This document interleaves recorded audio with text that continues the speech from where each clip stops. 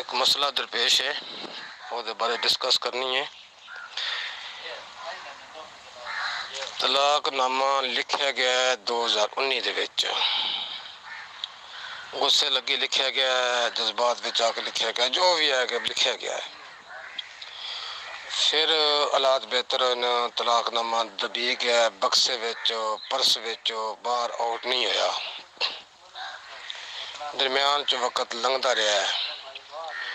ਉਹ ਜ਼ਹਿਰ ਹੋਇਆ है कल जाके, ਉਹ कल ਉਹ पेपर जड़ा है ਉਹ 22 ਦਾ ਵੇ उस निक्की ਦੇ ਹੱਥੇ चढ़ गया बक्से ਵਿੱਚੋਂ। ਉਹ ਤੋਂ ਹਾਲਾਤ ਜਿਹੜੇ ਨੇ गड़बड़ हो गए घर दे।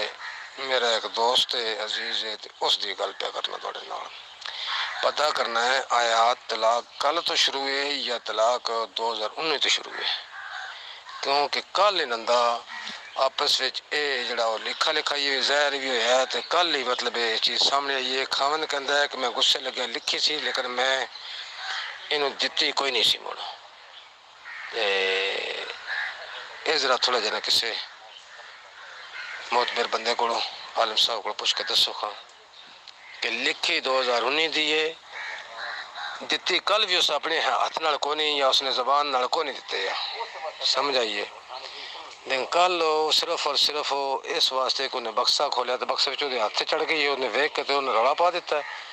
हूँ मतलब है कि महकमा कहता है 2019 की लगाई है तो कल जहर पी है, मैं उन्होंने कहना बस जहर कल ये बंदा देना ही नहीं चाहता इसमें।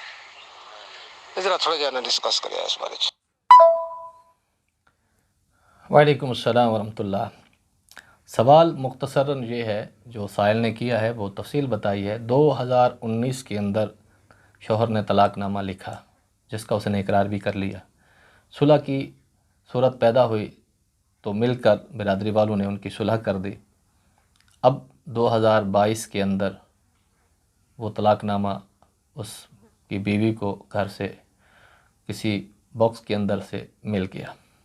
जब उसने शोर डाला तो अब हुक्म क्या है कि तलाक 2019 से वाक़िशुदा मानी जाएगी या फिर अभी से, जब उसको तलाकनामा उसने उसको हाथ लगा है, जबकि शोहर ने तलाकनामा बीवी के हवाले नहीं किया था। तो जी मोहतरम, इसके अंदर कुछ तफसील है।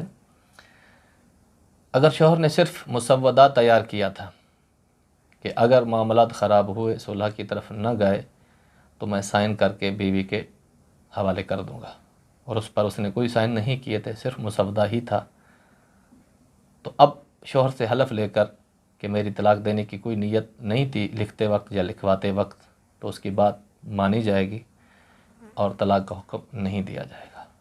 लेकिन अगर तलाकनामा जब लिखवाया उसी वक्त उसने मुकम्मल कर दिया, यानी कि उसकी तहरीर को पढ़ने के बाद या सुनने के बाद उस पर दस्तखत भी कर दिए, अपने अंगूठे के निशान भी लगा दिए, तो ऐसी सूरत हाल के अंदर अगर उसके अंदर 3 तलाक़ें लिखी हैं तो 3 तलाक़ें वाक़ हो गई। अगर 2 लिखी हैं तो 2 हुई। तो फिर इसके अंदर मज़ीद तफसील होगी कि उसने सुलह कब हुई है और कैसे हुई है। तो ये सारी बातें सामने आने के बाद ही हुक्म नाफिज होगा।